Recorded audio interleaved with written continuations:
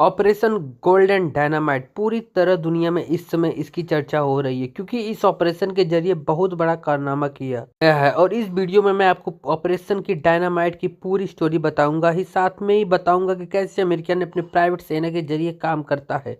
Unofficial तरीके से ये जानना आपके लिए बेहद जरूरी है, लेकिन पहले ऑपरेशन डायनामाइट के बारे में जानते हैं। तो दोस्तों, इस ऑपरेशन को हाल ही में अमेरिका ने अंजाम दिया, वो भी वेनेजुला के अंदर, और ये काफ़ी सफल ऑपरेशन रहा। लेकिन खास बात इसकी ये रही है कि अमेरिकी सेना ने ऑफिशियली तरीके से इसमें शामिल नहीं हुए, मतलब कि अनऑफिशियल तरीके से वे कैसे इसमें अमेरिका का एक ऑर्गेनाइजेशन भी थी, रेस्क्यू ऑर्गेनाइजेशन, और इसके के अंडर इस पूरे ऑपरेशन को अंजाम दिया गया।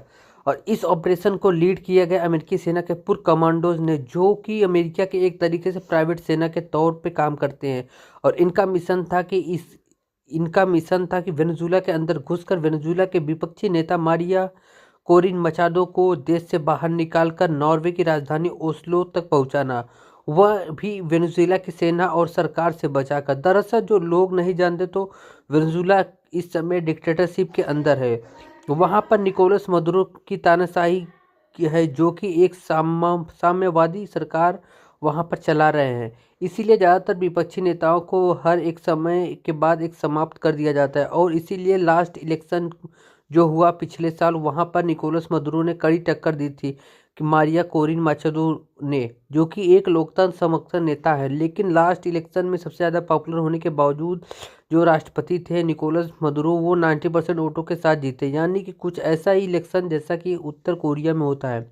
खैर, पिछले इलेक्शन के बाद ही निकोलस मदुरो को लगा था कि मचादो उनके लिए खतरा बनेंगे, इसीलिए उन्होंने अपनी सेना को इनके पीछे लगा दी थी। तभी तभी से वेनेजुला के अंदर छुप छुप कर रह रही थी। और आपको इसी अज्ञातवास के दौरान इन्होंने निकोलस मदुरो की तानाशाही के खिलाफ मजबूत आंदोलन भी छेड़ा रखा था। और अपने इन्हीं प्रयासों के कारण इन्हें इस सालों से नोबेल पुरस्कार मिला, जो कि बहुत कड़ी बात है, क्योंकि इन्होंने डोनाल्ड ट्रंप, जिनकी बहुत हैवी पीआर थी, उसको हरा कर नोबेल पुरस्कार जीता। लेकिन इस समस्या ये थी कि ये पुरस्कार इन्हें कैसे दिया जाए, क्योंकि इसके लिए मचादो को जाना पड़ता नॉर्वे की राजधानी ओस्लो में। लेकिन कैसे जाए, ये तो छुप छुप कर वेनेजुला में रह रही हैं, और वेनेजुला के चारों तरफ से घेर रखा है। वेनेजुला की सेना ने, जो निकोलस मदुरो को पर्सनल ह्यूटा फार्स है, उसने उनसे कैसे बचा जाए।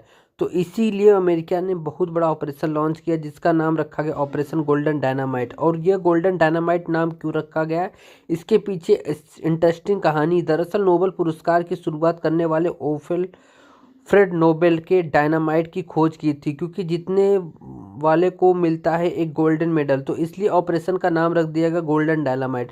खैर, अमेरिकी अपनी फौज को सीधा तौर से इसमें इन्वॉल्व नहीं करना चाहता था क्योंकि इसमें युद्ध शुरू हो सकता था, और अमेरिका उस समय तक तैयार नहीं था युद्ध के लिए। इसीलिए इस साल दिसंबर की शुरुआत में उन्होंने अपनी एक प्राइवेट फौज तैयार करी, जी हाँ, जिसमें पुराने अमेरिकी सेना के कमांडो थे और कुछ ऐसी संस्थाएं थी जो वेनेजुला में छुप छुप कर काम कर रही थी। इनके सब प्रयास के बाद ऑपरेशन गोल्डन डायनामाइट की शुरुआत की गई, जिसमें अमेरिकी स्पेशल कमांडो समुद्री के रास्ते वेनेजुला में घुसे।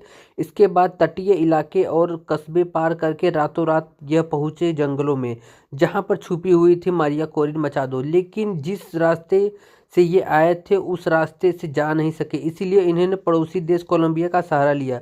कई यहाँ पर झरने, जंगल, घाटियाँ, पहाड़ के पार करने थे, और जो ये कर रहे थे। और साथ ही पीछे पीछे वेनेजुला का हटा फोर्स भी इनके पीछे लगी थी कि लेकिन कई दिनों के प्रयास के बाद कमांडो मचादो को लेकर पहुंचे कोलंबिया। फिर वहां से समुद्री रास्ते के जरिए इन्हें पहुंचाया गया कैरेबियन आइलैंड, और वहां से एक प्राइवेट प्लेन के जरिए ओस्लो पहुंचाया गया। लेकिन उस एंड वक्त पर प्लान में चैलेंज हुआ था, जिस वजह से ये समुद्री रास्ते से वापस नहीं आ पाए, इन्हें जंगलों में जाना पड़ा। इसी वजह से पूरा जो प्लान था कई दिनों डिले हो गया, और इसी कारण से जो निर्धारित तिथि थी, उस तारीख को हौसला नहीं पहुँच पाई, और इनकी जगह इनकी बेटी को दे दिया गया नोबेल पुरस्कार। लेकिन फिलहाल मचादो सुरक्षित है और वो राजधानी ओस्लो में रह रही हैं। लेकिन रिपोर्ट के अनुसार वो आप वापस जाना चाहती हैं वेनेजुला, ताकि जो आंदोलन उन्होंने निकोलस मदुरो के खिलाफ छेड़ा था उसे आगे बढ़ा सके। हालांकि रिपोर्ट्स के अनुसार अमेरिकी सरकार नहीं चाहती कि मचादो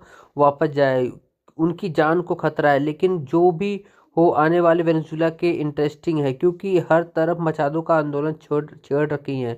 दूसरी तरफ अमेरिकी अपनी आधी फौज लेकर खड़ा है वेनेजुएला के दरवाजे पर युद्ध करने के लिए। देखना होगा कि निकोलस मदुरो लड़कर हारेंगी या देश छोड़कर भागेंगी। लेकिन इससे आप इतना सीख गए होंगे कि अमेरिका अनऑफिशियली तरीके से कैसे काम करता है, यानी कि जब अमेरिकी की बात चाहिए होती है तो उनका नाम नहीं आए, तो ऐसे ही वो अपने पूर्व कमांडर, पूर्व सैनिक का इस्तेमाल करके अपना काम निकलवाता है। अगर आपको वीडियो अच्छी लगी हो तो प्लीज़ लाइक करिएगा, subscribe and thank you for watching.